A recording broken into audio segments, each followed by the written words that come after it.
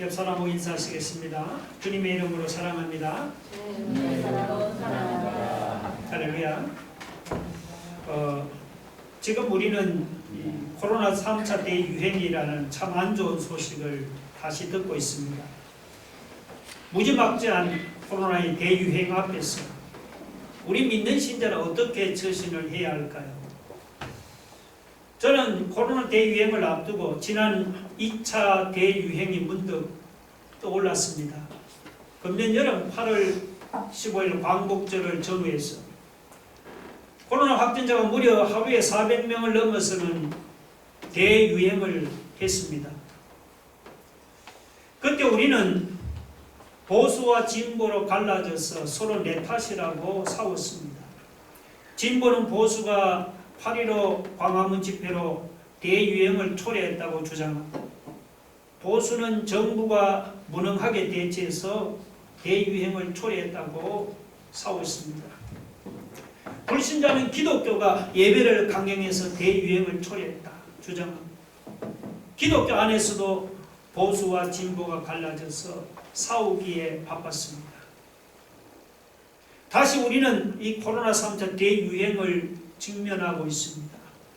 이번에도 지난번처럼 서로 내 탓이라고 싸울 것입니까? 그래서는 안 됩니다. 저는 오늘 이 말씀을 통해서 신자가 어떻게 이 코로나에 대처할지를 한번 알아보고자 합니다.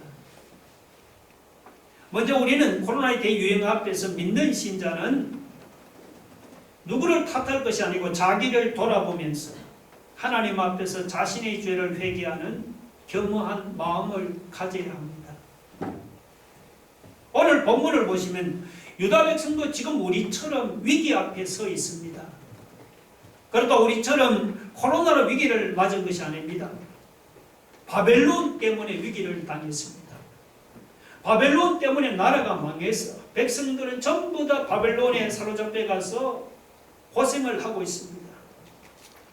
그런데 사로잡혀간 유다 백성들 중에는 자기를 돌아보면서 자기의 죄를 회개하는 사람이 없었습니다.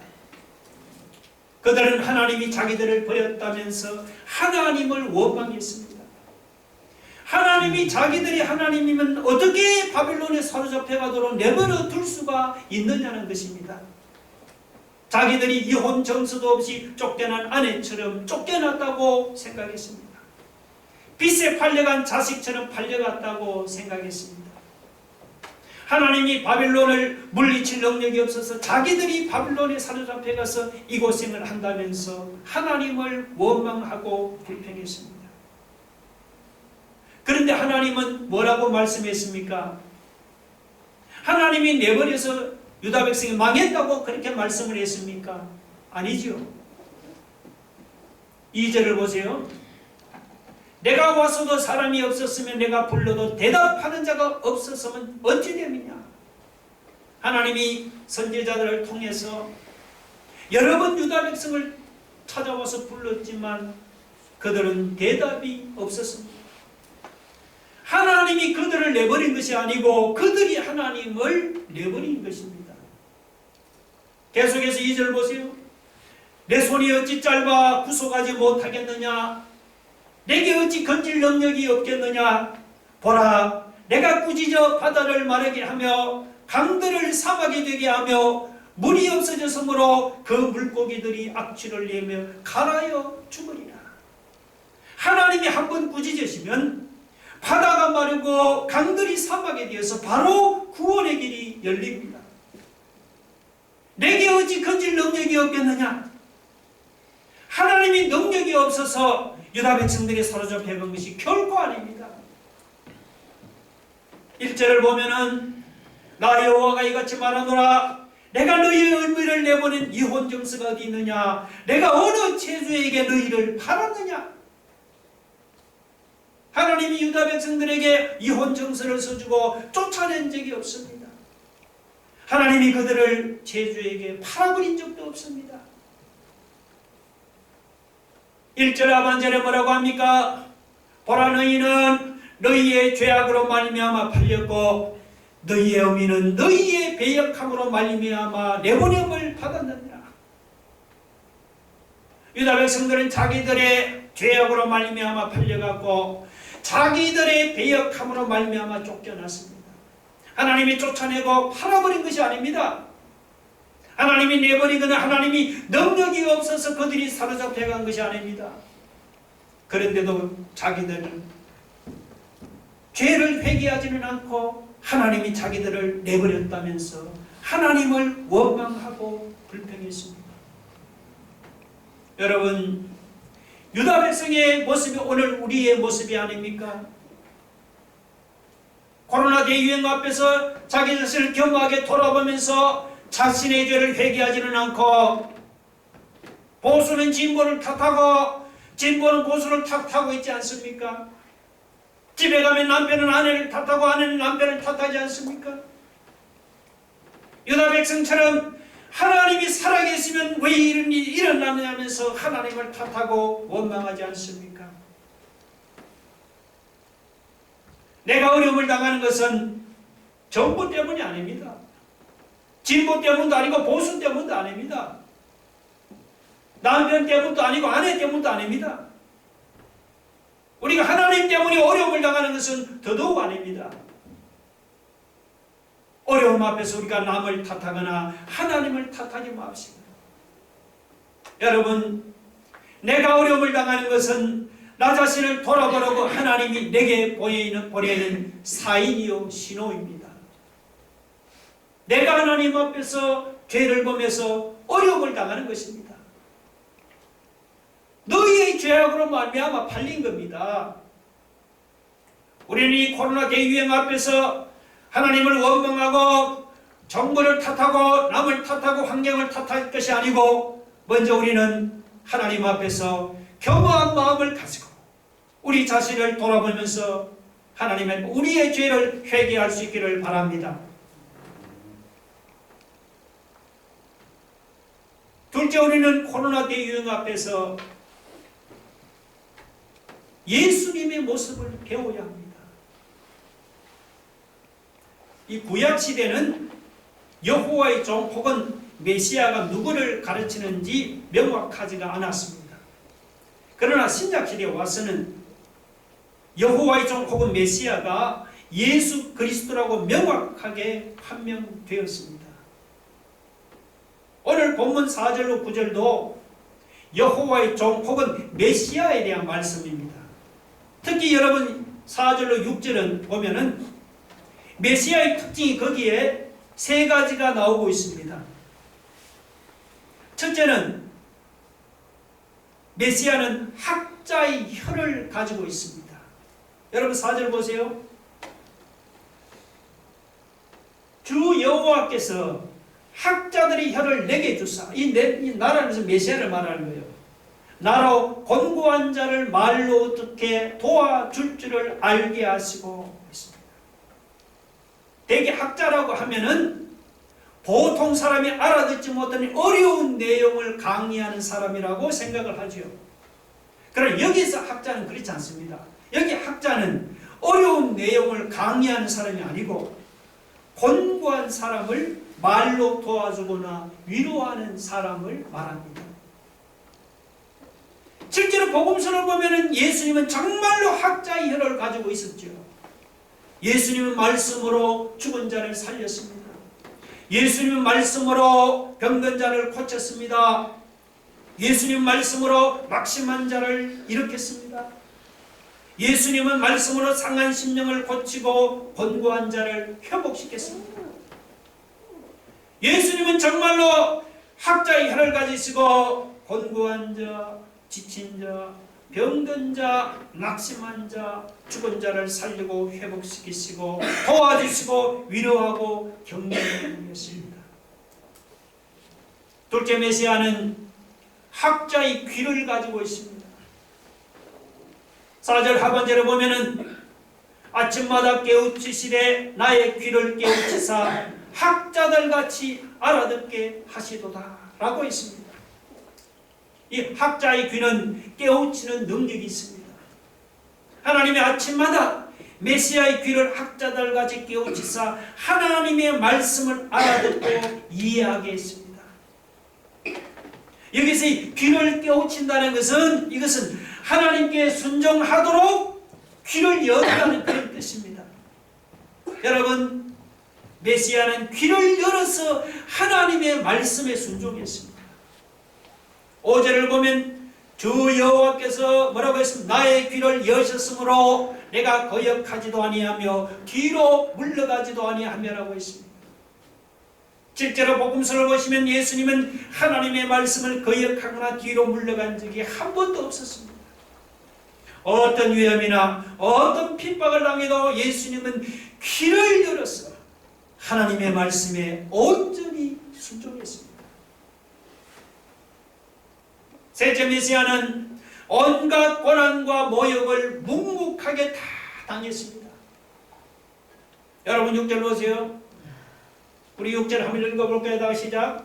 나를 때리는 자들에게 내 등을 맡기며 나의 수염을 뽑는 자들에게 나의 뺨을 맡기며 모욕과 침뱉음을 당하여도 내 얼굴을 가리지 아니하였느니라. 자, 이것은 지금 메시아가 혼자말로 독백하는 것입니다. 여러분, 이 말씀을 읽으면, 6절을 읽으면 누가 금방 떠오릅니까? 그렇죠. 예수님 금방 떠오르지요. 우리가 복음서를 보시면은 예수님이 이런 고난과 이런 모욕을 당하지는 않았습니까? 예수님은 로마 군인들로부터 채찍에 맞고 주먹으로 뺨을 맞고 그리고 침뱉음을 당했습니다. 기록에는 없지만 아마도 수염을 뽑히는 모욕을 당하기도 했을 것입니다. 예수님은 그 모든 고난과 그 모든 모욕을 피할 수도 있었지만 주님은 피하지를 않으시고 묵묵하게 다 당하셨습니다. 이것이 예수님과 우리의 다른 점입니다. 우리는 그냥 조금만 모욕을 당해도 참지를 못하지요. 우리는 학자의 혀를 가지고 권고하고 낙심한 자를 말로 도와주고 위로하고 격려하는 것이 아닙니다. 우리는 학자의 귀를 가지고 우리의 귀를 열어 하나님의 말씀에 순종하는 것도 아닙니다. 지금처럼 코로나로 힘들고 어려울 때는 더욱더 그렇지요.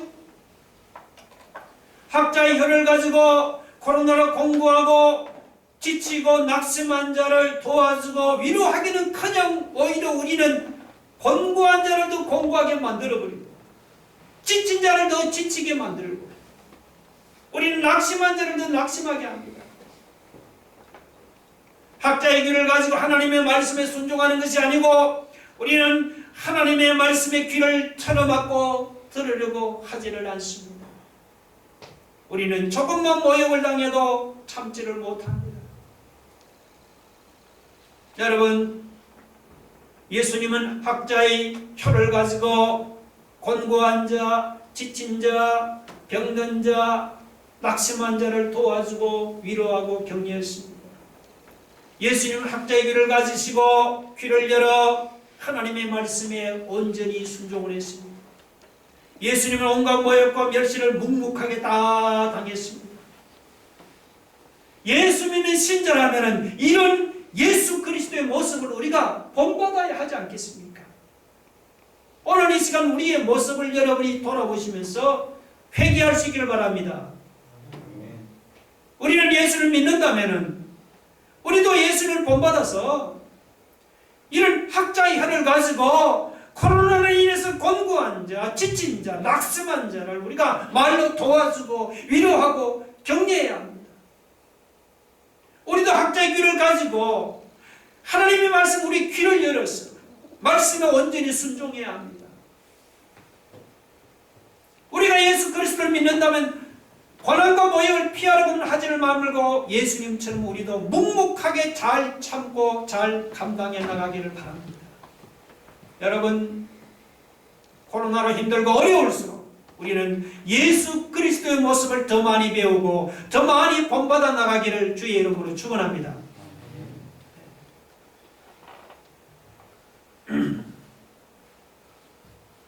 셋째, 코로나 대유행 앞에서 우리 신자는 자신감과 당당함을 가져야 합니다. 여러분, 사람이 남들 앞에서 심한 모욕을 당하거나 혹은 매를 맞았다면 어떻게 되겠습니까? 왜냐면 너무 부끄럽고 너무 수치스러워서 아마 얼굴을 들고 다니지 못할 것입니다. 그런데 메시아는 달랐습니다. 메시아는 사람들로부터 매를 맞고 수염을 뽑히고 뺨을 맞고 모욕을 당하면서도, 그리고 침뱉음을 당하면서도 부끄러워하거나 수치스러워하는 기색이 조금도 없었습니다. 그 이유가 무엇일까요? 그 이유는 하나님이 메시아와 함께 하시면서 메시아를 하나님이 도와주셨기 때문입니다. 7절을 한번 봅시다. 다 같이 시작. 주 여호와께서 나를 도우심으로 내가 부끄러워하지 아니하고 내 얼굴을 부싯돌같이 굳게 하였으므로 내가 수치를 당하지 아니할 줄을 아노라. 부싯돌은 불을 피우는 데 사용되는 돌로서 아주 단단합니다. 주 여호와께서 메시아와 함께 하시면서 메시아를 도와주심으로 메시아는 온갖 모욕을 당하고 온갖 멸시를 당하면서도 부끄러워하거나 수치스러워하지는 않으시고 오히려 얼굴을 부싯돌같이 단단하고 굳게 하고 마음에 계획한 일을 포기하지는 않고 끝까지 이루어 갔습니다. 그렇죠? 복음서를 보면 예수님이 그랬죠? 여러분 누가복음 9장 51절 한번 볼까요? 같이 한번 읽어봅시다. 띄워보세요. 다 같이 시작. 예수께서 성천하신 기약의 차감에 예루살렘을 향하여 올라가기로 굳게 결심하시고, 자, 거기 보면 예루살렘을 향하여 올라가기로 굳게 결심했다 했습니다. 예루살렘에 올라가면은 십자가가 기다리고 있습니다. 그런데도 예수님은 얼굴에 부싯돌같이 굳은 결심을 하고 십자가 기다리는 예루살렘으로 올라갔습니다. 예수님이 마지막으로 예루살렘에 올라갔을 때였습니다. 누가복음 13장에 보면은 바리새인들이 예수님께 헤롯이 당신을 죽이려고 하니 예루살렘을 떠나라고 했습니다. 그때 예수님이 겁을 먹고 예루살렘을 떠났습니까? 아니, 예수님은 선지자는 예루살렘 밖에서 죽는 법이 없다고 말씀하고는 얼굴을 부싯돌같이 굳게 하고 끝까지 예루살렘을 떠나지는 않았습니다. 그뿐이 아니죠. 여러분 오늘 그 밑에 보세요. 8절과 9절을 한번 보세요. 이건 예수님이 메시아니까 예수님이 하신 말씀이에요. 나를 어렵다 하시는 이가 가까이 계시니 나와 다툴 자가 누구냐? 나와 함께 설지어다. 나의 대적이 누구냐? 내게 가까이 나올지어다. 보라, 주 여호와께서 나를 도우시리니 나를 정죄할 자 누구냐? 보라, 그들은 다 옷과 같이 헤어지며 조음이 그들을 먹으리라. 예수님이 하신 말씀입니다. 메시아는 하나님이 어렵다 하시고 하나님이 도와주시기 때문에 아무도 그를 대적하지 못하고 아무도 정죄하지는 못합니다. 여러분, 그렇다고 하나님이 메시아만 도와주십니까? 메시아만 어렵다고 하셨습니까? 하나님이 그러면 우리는 도와주지를 않고 하나님은 우리는 어렵다고 하지는 않았습니까? 어때요 여러분? 그럴 리가 없죠. 우리 다같이 로마서 한번 봅시다. 8장 33절 34절 한번 같이 한번 읽어봅시다. 시작.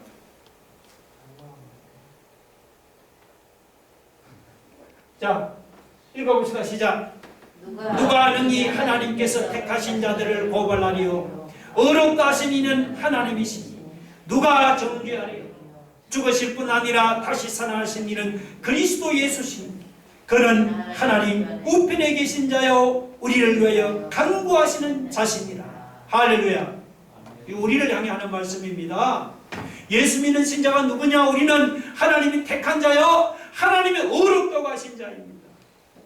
그리고 예수님이 지금도 하나님 보좌 우편에서 우리를 위하여 뭐하고 계세요? 친히 간구하고 계십니다. 하나님이 택하시고 하나님이 어렵다고 하신 그런 우리를 누가 감히 정죄할 수 있겠습니까? 하나님이 도와주시고 예수님이 친히 간구하는 우리를 누가 감히 대적할 수가 있겠습니까? 물론 우리도 살다 보면은 모욕을 당할 수가 있지요. 아니 예수님도 매 맞고 수염 뽑히고 침뱉음 당하고 모욕을 당했는데 우리라고 모욕을 당하지 않겠습니까?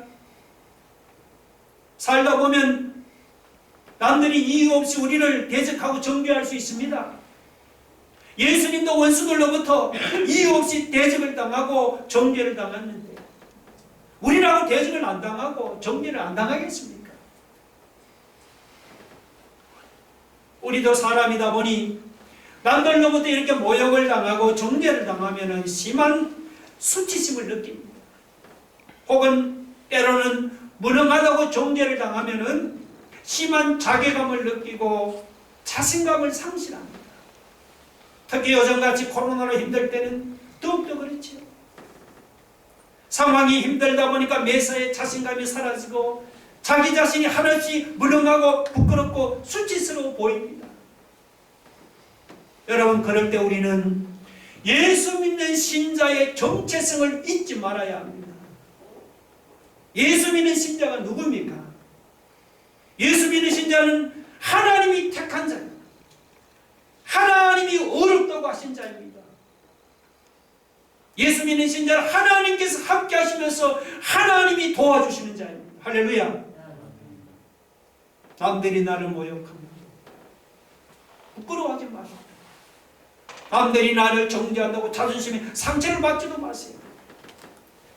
코로나 상황이 힘들다고 자신감을 상실하지도 맙시다. 주 여호와께서 나와 함께 하시면서 나를 도와주십니다. 우리가 코로나로 어렵고 힘들수록 내 얼굴을 부싯돌같이 굳게 하고 하나님이 나와 함께 있으면 이 믿음을 가지고 영적인 자신감과 당당함을 가지고 이겨나갈 수 있게 주의 이름으로 축원합니다.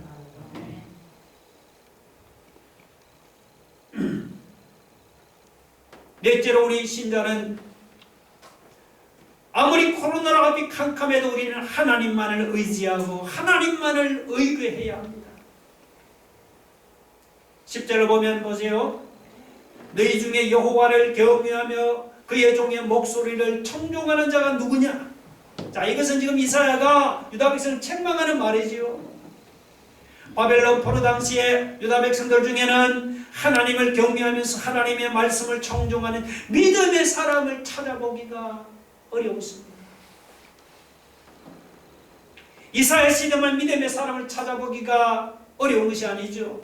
누가복음 18장 보면은 예수님도 불의한 재판과 비위를 언급하시면서 인자가 올 때 세상에서 믿음을 보겠느냐고 말씀했습니다. 예수님 시대에 믿음의 사람을 찾아보기가 힘들었습니다. 지금 우리 시대도 마찬가지입니다. 하나님을 경외하면서 하나님의 말씀을 청종하는 믿음의 사람을 찾아보기가 힘이 듭니다. 그런데 하나님은 뭐라고 말씀합니까? 바벨론 포로 생활이 힘드니까 바벨론과 적당히 타협하라고 말씀했습니까? 아니지요. 여러분 10절 보세요. 중간에 뭐라고 합니까? 흑암 중에 행하여 빛이 없는 자라도 여호와의 이름을 의뢰하며 자기 하나님께 의지할지어다라고 했습니다. 여기서 흑암 중에 행하여 빛이 없는 자는 소망이 없는 자를 가르칩니다. 하나님은 세상이 아무리 어둡고 아무리 캄캄하고 소망이 없을지라도 하나님을 의뢰하고 하나님을 의지하는 믿음으로 살아가라고 말씀하고 있습니다. 11절에 보면 불을 피우고 횃불을 둘러핀 자는 이런 말이 나오죠. 보라, 불을 피우고 횃불을 둘러핀 자, 이들은 하나님을 의지하지 않고 자기들이 피운 불이나 횃불을 의지하는 사람입니다. 예를 들면은 사람이 만들어낸 문명이나 혹은 기술을 가르칩니다. 사람이 하나님을 의지하지 않고 자기들이 만들어낸 문명이나 기술을 믿고 의지하면 어떻게 됩니까? 그것들이 자기를 안전하게 지켜주고 보호해줍니까? 천만의 말씀입니다. 11절 뭐라고 합니까? 자, 보라, 불을 피우고 횃불을 둘러 핀 자여, 너희가 다 너희 불꽃 가운데로 걸어가며 너희가 피운 횃불 가운데로 걸어갈지어다. 너희가 내 손에서 얻을 것이 이것이라. 너희가 고통이 있는 곳에 누우리라. 너희가 고통이 있는 곳에 누우리라. 사람들이 자기들 지식으로 불을 피우고 횃불을 피우고 문명과 기술을 발달시키지만 그것들이 자기들의 유익을 가져다 주는 것이 아니고 오히려 자기들을 망하게 하고 고통 가운데로 빠뜨리게 한단 말이죠. 지금 우리가 만든 이 모든 문명과 기술을 남용하다가 이런 지금 전염병의 재앙을 당하고 있잖아요. 여러분, 오늘 10절과 11절에서 가장 중요한 핵심 구절을 들려면 무엇입니까? 바로 10절 하반절에 있죠. 흑암 중에 행하여 빛이 없는 자라. 뭐라고 합니까? 여호와의 이름을 의뢰하며 자기 하나님께 의지할지어다. 이 말씀을 들 수가 있습니다. 세상이 아무리 캄캄하고 빛이 없고 아무리 소망이 없을지라도 우리 예수 믿는 신자는 하나님을 의뢰하고 하나님을 의지하며 살아가야 합니다. 여러분, 이것이 뭡니까? 참된 믿음입니다. 그러므로 지금 코로나 힘들고 어려운 이때가 우리가 정말 하나님을 의지하고 하나님을 믿고 살아가는 모습을 보여줘야 하는 겁니다. 그런데 우리는 어떻습니까? 우리는 정말 하나님을 의지하고 의뢰하는 참된 믿음의 사람이라고 인정을 받습니까? 흑암 중에 행하여 빛이 없는 자라도 여호와의 이름을 의뢰하며 자기 하나님을 의지하며 살아간다고 우리가 인정을 받습니까? 혹시 믿음의 사람이라고 인정을 받기는커녕 오늘 10절 말씀처럼 너희 중에 여호와를 경외하며 그의 종의 목소리를 청종하는 자가 누구냐면서 하나님이 믿음 없는 우리의 모습을 보면서 책망하는 것이 아닙니까? 물론 우리가 지금 처한 상황을 보면 캄캄한 흑암이요 빛이 없는 상황입니다. 코로나가 최근에 무섭게 기승을 부리고 있잖아요. 언론에서는 사회적 거리두기를 다시 2단계로 올려야 한다고 주장합니다. 사회적 거리두기를 2단계로 올리면은 우리의 경제생활의 일상생활이 얼마나 불편해집니까? 자, 그렇다고 안 올려자니까 코로나가 지금 대유행을 할 기세입니다. 그러니까 상황을 바라보는 정말 흑암이고 빛이 안 보입니다. 이럴 때 믿음의 사람은 어떻게 해야겠습니까? 그냥 상황이 어렵다고 털썩 주저앉아 한숨만 쉬고 있겠습니까? 아니면 본문의 유다 백성처럼 하나님을 탓하고 원망만 하고 불평만 할 것입니까? 아니면 지난 여름처럼 또 갈라져서 보수는 진보를 탓하고 진보는 보수를 탓하면서 서로 내 탓을 하고 싸움짓만 할 것입니까? 여러분, 그럴 수는 없는 거예요. 여러분, 지금 상황이 어려운 이때야말로 우리가 정말 하나님을 의지해야 할 때입니다. 믿습니까? 코로나 이렇게 힘들고 어려운 이때야말로 우리가 무엇입니까? 이때야말로 하나님을 의지하고 의뢰해야 할 때입니다. 우리 10절에 흑암 중에 행하여 빛이 없는 자라도 여호와의 이름을 의뢰하며 자기 하나님께 의지할지어다 했습니다. 여러분, 빛이 없고 캄캄한 흑암일수록 우리 믿음의 성도는 오히려 하나님을 더욱더 의지하시고 하나님을 더욱더 의뢰하기를 바랍니다. 어렵다고 어려운 상황만을 바라보면 마음에 원망만 나오고 불평만 나올 뿐입니다. 그러나 우리가 이런 어려운 중에도 믿음으로 오늘 말씀처럼 하나님을 의지하시고 하나님을 의뢰하면 빛이 없는 캄캄한 흑암 중에 오히려 빛이 보이고 소망이 보일 줄로 믿으시기 바랍니다. 다 같이 눈을 감고 여러분 함께 기도하겠습니다. 여러분, 코로나가 다시 3차 대유행을 하려고 합니다.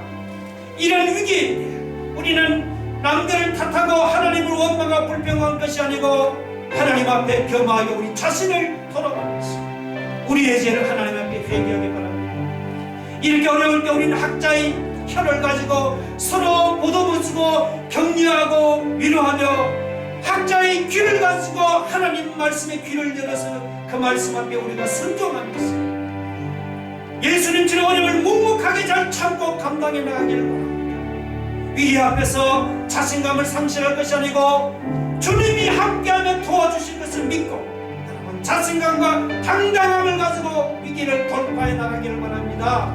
앞이 캄캄해도 하나님만 의지하고 의뢰하는 믿음의 삶으로 살아가겠다. 우리 다시 한번 다 같이 한번 통수를 기도하겠습니다. 할렐루야. 하나님 아버지, 저희들 오늘 이런 위기 앞에서 하나님 아버지 우리가 서로 남탓을 하고 하나님을 원망하고 불평할 것입니다. 이 위기가 왜 초래되었는지 하나님 앞에서 겸허하게 자기를 돌아보면서 우리의 죄를 하나님 앞에 회개할 수 있고, 이 시련일 때 고난일 때 우리는 예수님처럼 학자의 혀를 가지고 서로 위로하고 도와주고 격려하는 마음이 되게 하시고, 학자의 길을 가지고 하나님 말씀에 귀를 열어서 그 말씀 앞에 순종하게 도와주시고, 주님처럼 이 어려움을 묵묵하게 잘 믿음으로 참고 감당하게 나가는 성도들이 되게 하여 주옵소서. 하나님, 위기 앞에서 자신감을 상실한 것이 아니고 주님이 나와 함께 하심으로 나를 도와주신 것을 믿고 자신감과 당당함을 가지고 위기를 돌파해 나가게 해 주옵소서. 하나님 앞에 캄캄해도 우리는 오직 하나님을 의지하고 하나님을 의뢰하는 믿음으로 아버지 하나님 나아갈 때 오늘 우리 앞에 하나님 빛이 없는 캄캄한 흑암 중에 빛이 보이고 소망이 보이는 그런 역사가 우리 앞에 펼쳐질 것을 믿습니다.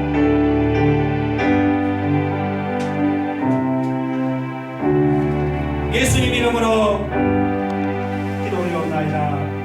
아멘.